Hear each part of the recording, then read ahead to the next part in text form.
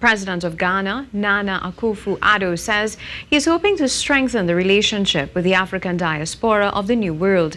He was speaking at a joint media conference with Prime Minister Dr. Keith Rowley after the two leaders held talks today on strengthening ties between the two countries. Cozier Phillip has more.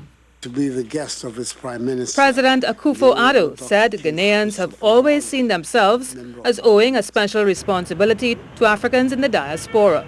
He recalled Ghana's first leader, Kwame Nkrumah, had close ties with several Trinidad and Tobago nationals who assisted with the development and planning in the early independence period in Ghana.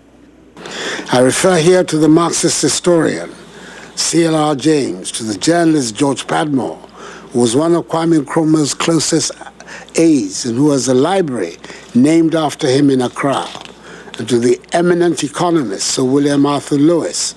The Ghanaian president described himself as somewhat of a Trinidadian with lots of nostalgic memories, as someone who in the 1980s made a habit of visiting Trinidad and Tobago every year for Carnival. The first thing that comes to mind at the mention of Trinidad and Tobago is CALYPSO. Let me therefore pay homage to some of the great Caribbeans who have kept us entertained. Lord Kitchener, Lord Biggener, Sparrow, Calypso Rose, and the others. The Venezuelan issue and the renewal of the Africa, Pacific and Caribbean Group of States Agreement were among the topics touched on during the bilateral discussions. Prime Minister Rowley said Ghana's leading role in West Africa would do well to assist in ensuring diplomatic initiatives are maintained to resolve the crisis in Venezuela, while Ghana's voice could also lobby all concerned that the Caribbean is better protected as part of the ACP. And there are moves afoot in some quarters to break up the African, Caribbean, Pacific group as a bloc so that our negotiating power would be diminished. It would be extremely detrimental to the Caribbean to find itself in the world environment negotiating as a small bloc.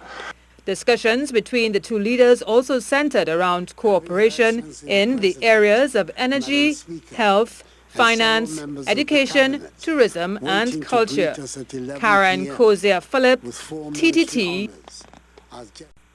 And prior to his meeting with Prime Minister Dr. Keith Rowley, the President of Ghana paid tribute to members of the Commonwealth Armed Forces who died in the line of duty in World Wars I and II.